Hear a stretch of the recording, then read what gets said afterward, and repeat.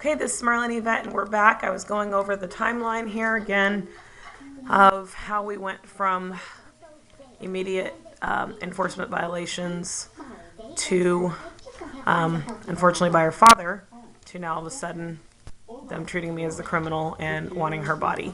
So we're halfway through this with the void unlawful order to modify parent-child relationship with regards to possession and access. This is actually entered on March 2nd of 2016. During that hearing, the Judge Emily Muskell, actually changed the possession schedule. This was not a evidentiary hearing. This was not a hearing where we were hearing new matters.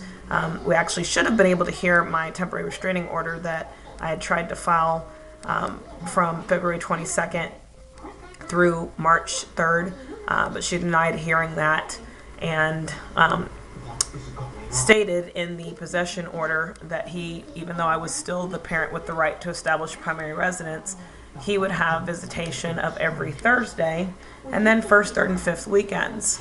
The interesting thing that happened in this particular hearing was she changed where every Thursday actually extends all the way through Monday morning, because even though Ken Harder didn't get it in the temporary order, even though it was not amended as an amended pleading for the final hearing, even though we didn't discuss it, no evidence was heard on it, and definitely wasn't ordered on February 9th, which is the 3-2 final hearing that we were coming to enter, have the judge sign.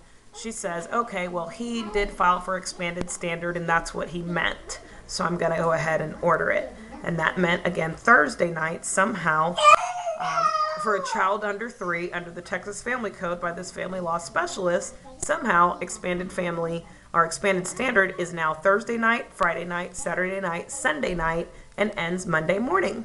That's really interesting, because then what it also does is leaves no need to state first, third, and fifth weekends if every Thursday night turns into first, second, third, fourth, and fifth weekends.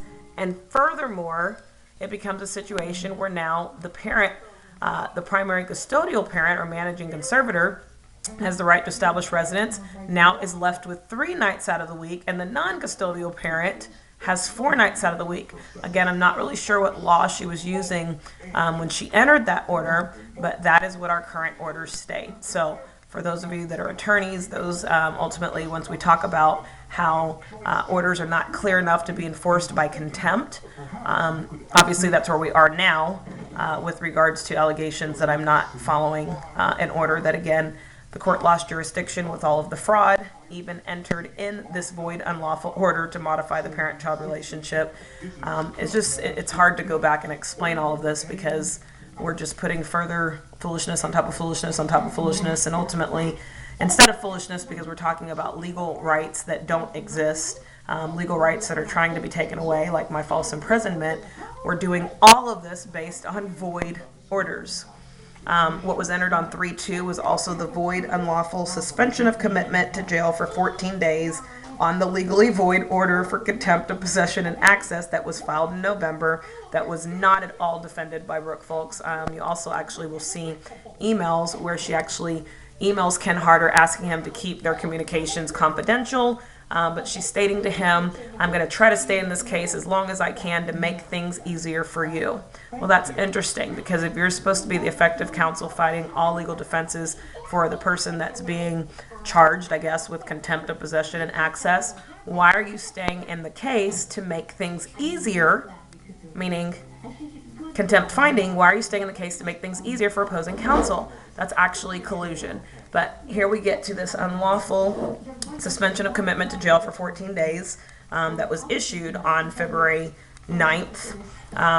Then it was also issued to have 2 weeks of makeup days. And again, that's the time, the very first time he got her for 14 days that she came back definitely physically neglected and also further abused in her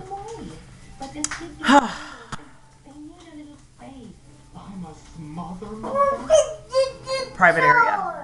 So the 14 days was based on 7 different violations. The other thing that's important to mention here is how my court-appointed attorney, even though on the day of trial, February 9th, because she kept switching her strategy, she didn't have any witnesses there. Why are you screaming? What are you trying to tell mommy? Ultimately, She never responded to the amended motion for enforcement that went from 2 violations to 7.